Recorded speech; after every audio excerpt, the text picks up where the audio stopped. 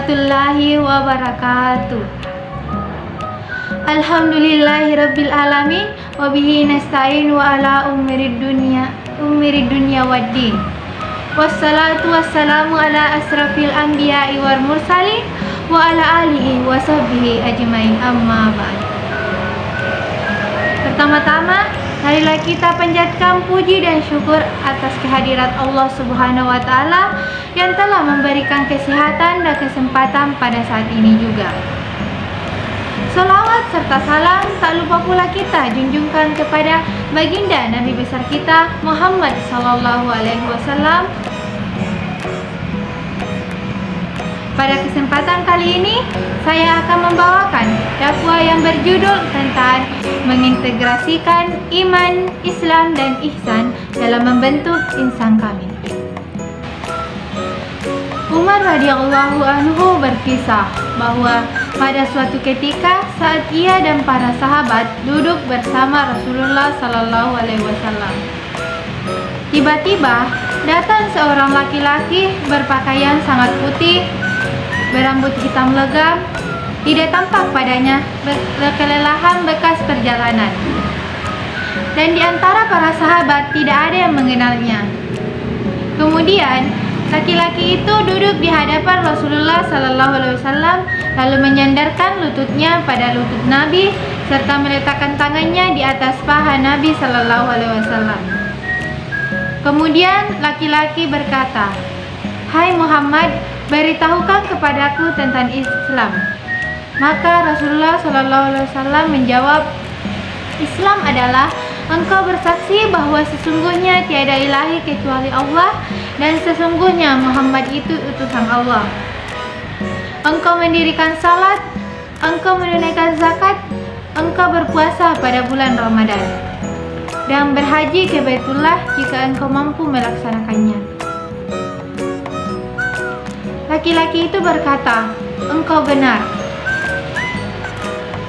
Umar dan orang-orang yang berada di situ pun heran karena laki-laki itu bertanya dan ia sendiri yang membenarkannya.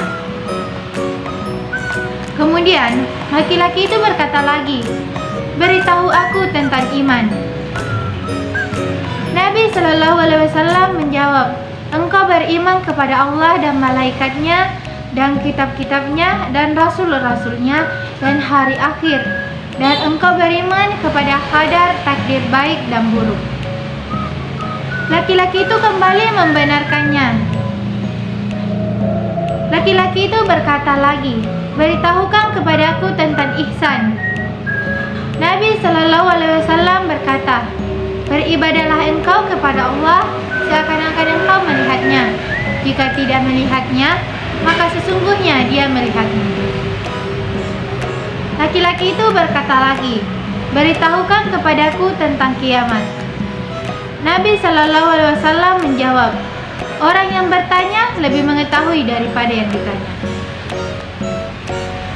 Laki-laki itu berkata lagi, "Beritahukan kepadaku tentang tanda-tandanya." Nabi Shallallahu Alaihi Wasallam menjawab, "Jika seorang budak melahirkan tuannya, jika engkau melihat seorang yang kurang hartanya, berbaju compang-camping dan ia pengembala kambing, berlomba-lomba dalam mendirikan bangunan yang megah, lelaki itu pun pergi." Beberapa saat setelah itu, Nabi Shallallahu Alaihi Wasallam berkata kepada Umar radhiyallahu anhu, "Wahai Umar, tahukah engkau siapakah laki-laki yang bertanya tadi?" Umar menjawab, "Allah dan Rasulnya lebih mengetahui." Nabi Shallallahu Alaihi Wasallam berkata, "Dia adalah malaikat Jibril yang datang untuk mengajarkan kepadamu tentang agamamu." Hadis riwayat Muslim. Insan kamil, manusia sempurna, merupakan tipe manusia ideal yang dikehendaki oleh Tuhan. Sebabnya, jika tidak menjadi insan kamil, maka manusia itu meminjam istilah Ibnu Arabi, hanyalah mustad bertubuh manusia.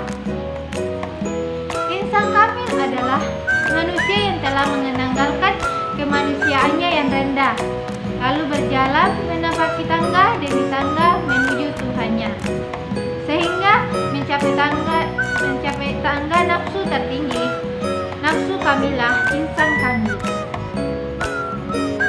Tangga-tangga yang dimaksud adalah 7 tangga, sekaligus 7 macam nafsu manusia, yakni amarah, lawamah, mulhimah, mutmainnah, radiyah, mardiyah, dan kamilah.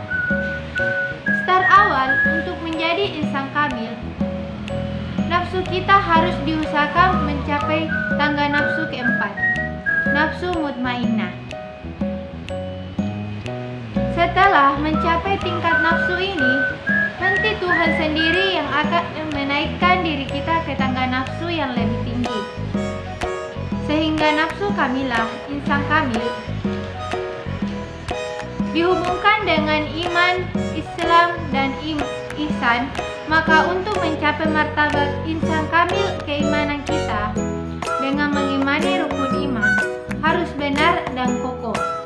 Peribadatan kita dengan menjalankan rukun Islam harus dijalankan dengan benar, ikhlas, dan bersungguh-sungguh. Dan semua ibadah dan amal sosial yang kita lakukan harus mencapai tingkat ihsan. Untuk mengukuhkan keimanan kita, maka keimanan kita tidak sekedar percaya, tetapi harus mencapai tingkat yakin. Untuk menapaki jalan insan kamil, terlebih dahulu kita perlu mengingat kembali tentang 4 unsur manusia, yakni jasad atau raga, hati, roh, dan sir, rasa. Keempat unsur manusia harus difungsikan, nurani harus dijadikan rajanya, dengan cara selalu mengingat-ingat Tuhan.